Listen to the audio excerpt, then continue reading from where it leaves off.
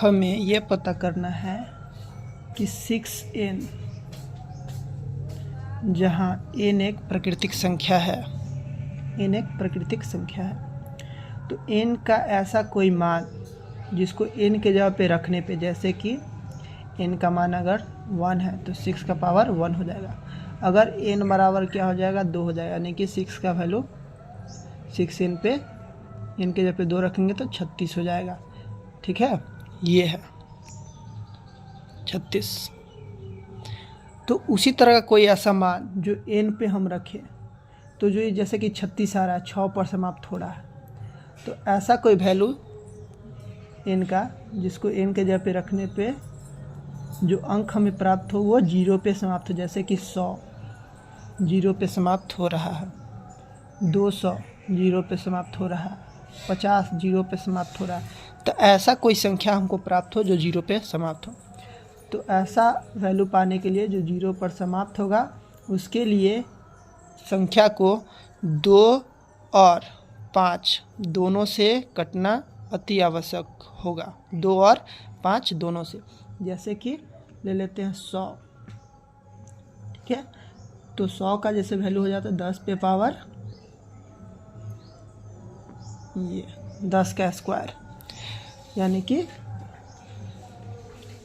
10n।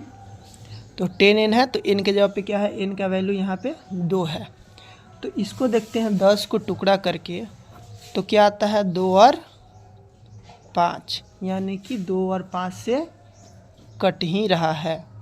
तो उसी तरह हमें क्या हो जाएगा कि 6n को 0 पे समाप्त होने के लिए 6 को क्या होना पड़ेगा, 2 और 5 से कटना पड़ेगा।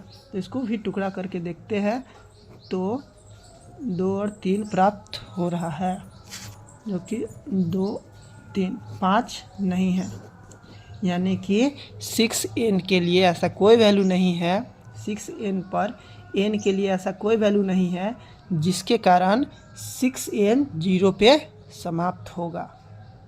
हमने गलत बता दिया था कि 6n को 0 पे समाप्त होने के लिए 7 से विभाजित होना, 7 से नहीं बल्कि 2 के साथ साथ 5, केवल 2 नहीं, 2 के साथ साथ 5 से भी विभाजित होना पड़ेगा।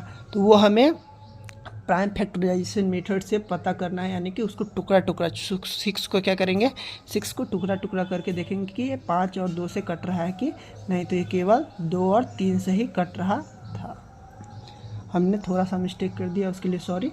ये 7 से विभाजित होगा, 7 से नहीं होगा, ठीक है, उसको होना पड़ेगा 2 और 5 से, ठीक है, जो कि 6 जो है 2 और 5 से विभाजित नहीं होगा, केवल 2 से ही हो रहा है, 5 से नहीं हो रहा है। 2 और 3 तो 2 से ही हो रहा है, 5 से नहीं हो रहा है, 5 से भी होना पड़ेगा लेकिन नहीं हो रहा है, इसीलिए 6 के लिए n के लिए n का ऐसा कोई वैल्यू नहीं है जिसके कारण 6n का वैल्यू 0 पे समाप्त होगा।